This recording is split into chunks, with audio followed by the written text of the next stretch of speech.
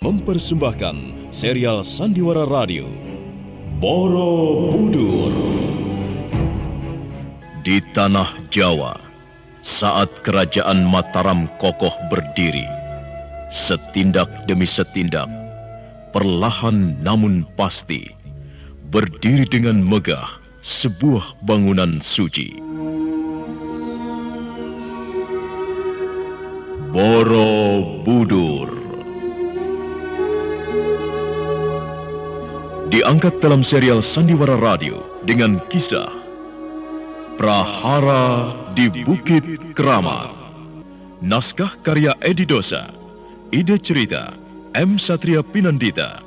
Para pelaku Petrus Urspon sebagai Gunadarma, Renita sebagai Udiani, Edi Dosa sebagai Ki Umbul, Hari Akik sebagai Sarwapala, Bambang Suryo sebagai Dang Acarya Dalawa, dibantu oleh Pri Panggi, Nugraha, Lita Arlita, Idris Apandi, dan sederet bintang-bintang lainnya.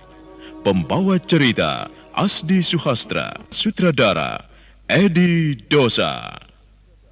Pada kisah yang lalu diceritakan, dalam kebimbangan hatinya, di tengah hutan, tengah malam, Gunadarma bertemu dengan gurunya, Jina Raja Dasa, yang muncul secara tiba-tiba. Dalam percakapannya, gurunya meminta agar Gunadarma melupakan hal-hal kecil dan kembali memusatkan pikirannya pada sesuatu yang lebih berguna, yaitu melanjutkan pembangunan Candi Agung. Diceritakan juga bagaimana kalutnya Dang Acarya, Ki Umbul, dan pekerja-pekerja lainnya karena ditinggalkan Gunadarma begitu saja. Nah, marilah kita ikuti kelanjutannya dengan mendengarkan pembicaraan Udata, Cadu Sakti, dan Wilwaka.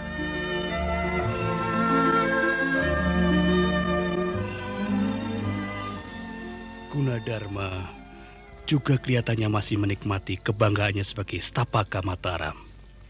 Bahkan nyaris bertarung dengan Udata sampai mati. Benar. Sebenarnya itu adalah persoalan sepele. Itu dikarenakan Udiani hilang diculik. Dan saya yakin yang melakukan perbuatan itu adalah orang-orang Partapan yang menyewa Kumbada.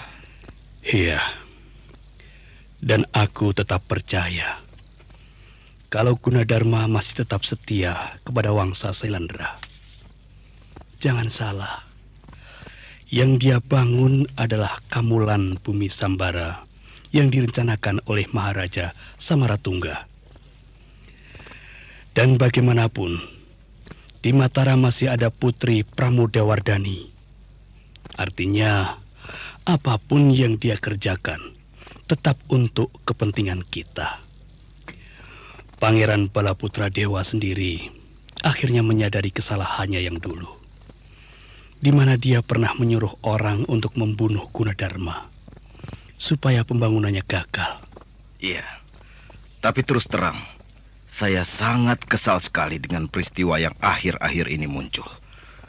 Siapa sebenarnya orang-orang Partapan yang paling berperan dalam mengadu domba kita? Ingin rasanya saya menangkap dan memecahkan kepalanya. Benar. Saya juga sudah tidak sabar ingin menguliti tubuhnya. Mereka bahkan pernah menyewa jabung madu untuk mencelakakan Ki Soropala. Ki Soropala saat itu harus dibunuh. Dan menurut keterangan Nyi Gendrik, saat itu yang datang ke rumah boponya adalah Bu Subaira. Saya sudah menduga. Orang itu paling berbahaya di antara orang-orang Partapan yang lain. Semua sifat licik para denawa ada dalam dirinya.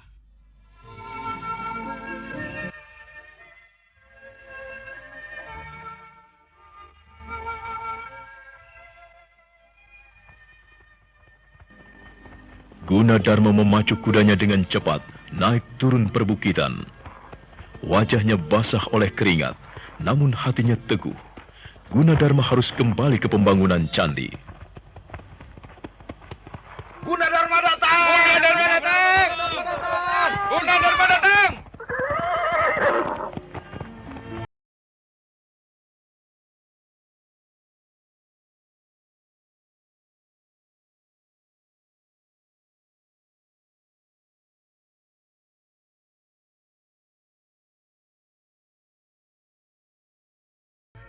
kalau bisa kita adu Busubaira dengan Purnawijaya. Jika mereka berseteru, pasti Senopati Yugayanta dan Balapati Jagatpalaka akan segera menyeberang ke tempat kita bersama-sama dengan Purnawijaya.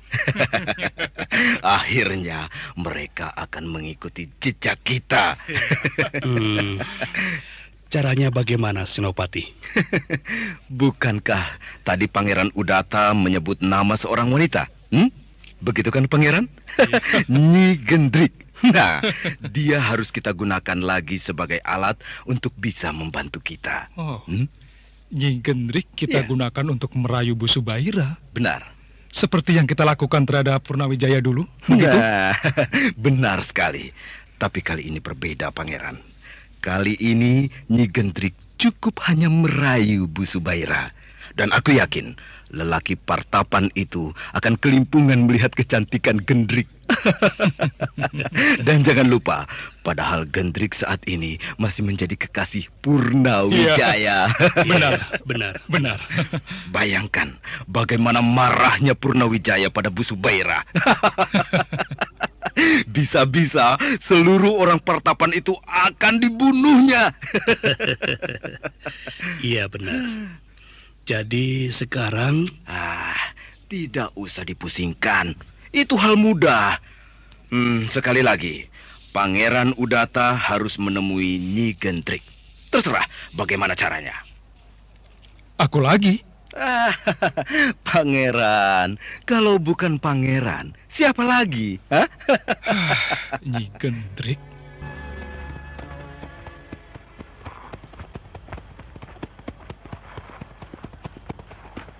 Gunadarma kembali! Oi! Gunadarma kembali! Mendengar teriakan seorang pekerja yang mengatakan Gunadarma kembali, mendadak semua orang yang ada di sana gembira. Dan tak ketinggalan juga Ki Umbul dan Dang Acarya Dalawa yang saat itu berada di tingkat 3. Mereka langsung menuju ke dalam kurungan besar yang sudah diikat dengan tali-tali yang kuat. Dan tak lama kemudian, kurungan besar itu dikerek turun.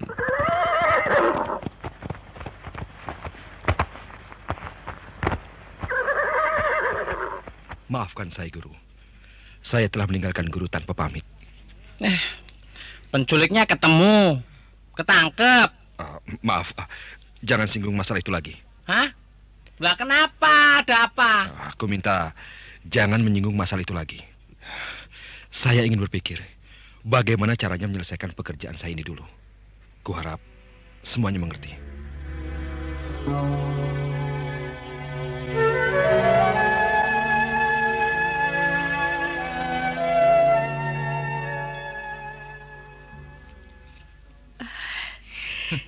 Kakang benar-benar seorang bajingan yang sangat aku sayangi. Aku kangen, Nyi. Kakang, aku ini bukan pelacur. Tapi kenapa aku selalu ditugasi untuk merayu laki-laki? Apalagi laki-laki dari Partapan. Aku enek melihat pola mereka. Lebih-lebih lagi setelah pimpinan mereka menjadi maharaja di Mataram. Tapi ini tugas, Gendrik. Oh iya? Bagaimana dengan Purnawijaya? Dia baik-baik saja dan semakin tampan. Jangan cemburu, Kakang. Aku hanya menanyakan keadaannya saja. Nyi, semua ini terpaksa kami tempuh. Sebab orang-orang Partapan kelihatannya semakin kuat. Nah, kalau mereka tidak dihancurkan dari dalam, pasti seluruh pengikut Pangeran Balaputra Dewa bisa-bisa dihancurkan oleh mereka. Termasuk juga aku. Apakah kamu juga tega?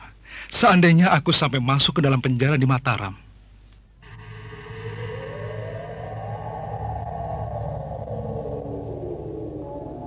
Rombongan dari Partapan semakin mendekati areal pembangunan Vihara Agung Bumi Sambara. Orang-orang yang semula lemas tak bertenaga karena letih, mendadak bersemangat begitu melihat betapa besar dan agungnya bentuk kuil yang sedang dibangun itu. Mereka berdecak kagum.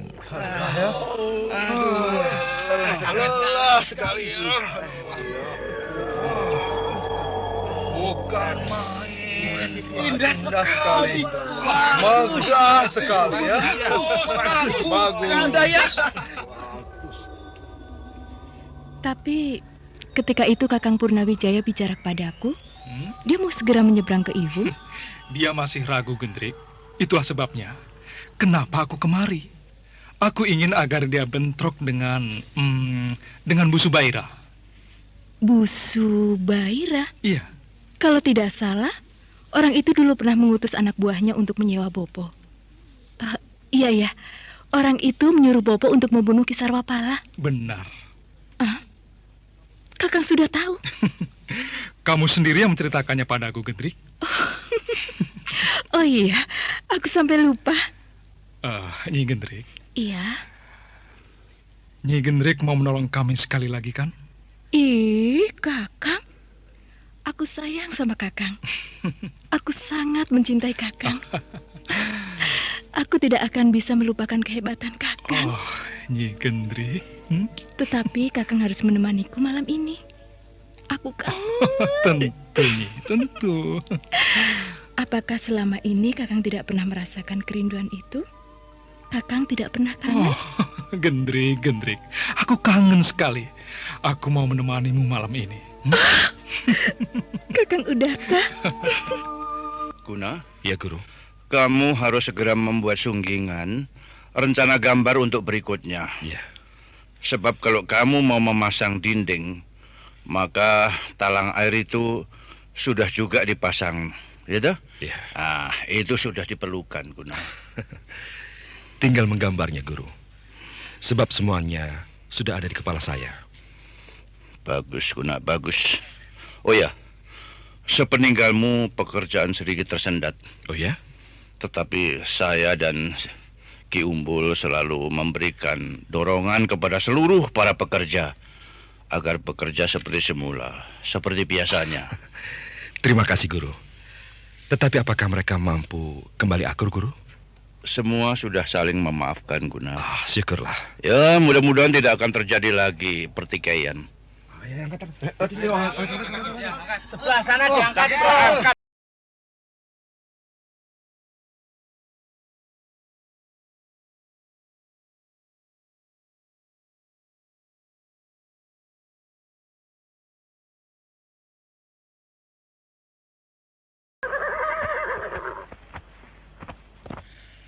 Aku akan menunggu kalian di gubuk pinggir kali, di tempat pengukiran arca. Tunggu dulu, Bung Alan. Ada apa lagi, Tambas? Kalau nanti Eyang dan Acarya menolak tuntutan kita, bagaimana? Jangan bodoh, Tambas. Gunakan akal. Aku tidak tahu caranya. Suruh para wanita dan anak-anak menangis. Menangis sejadi-jadinya. Menangis meraung-raung. Tapi maksudnya? Supaya pekerja menjadi resah, gelisah. Saya yakin mereka kangen sekali pada keluarganya. Dan kerinduan itu tidak akan ada yang bisa membendung lagi. Ditambah dengan anak-anak dan istri juga orang tua mereka yang menangis. Seakan-akan mereka memang sedang kangen. Dan dengan alasan kangen itulah, akhirnya akan memaksa Eyang Dang Acarya tidak bisa lagi berbuat banyak. Kecuali hanya pasrah dan pasrah. Ya, memang ada benarnya. Tapi kenapa lagi? Jangan ragu. aku takut tidak berhasil, Bung Alan. Sudahlah. Lakukan saja perintahku. Kerjakan. Aku yakin pasti berhasil. Baiklah, akan aku coba. Nah, itu bagus. Jangan takut dulu. Tapi kau harus mengerjakan. Sudah ya, aku pergi ke kali. Ya.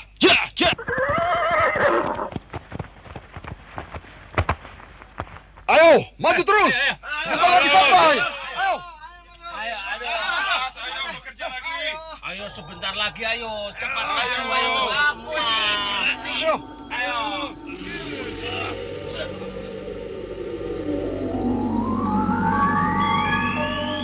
Untuk sementara kita tinggalkan mereka.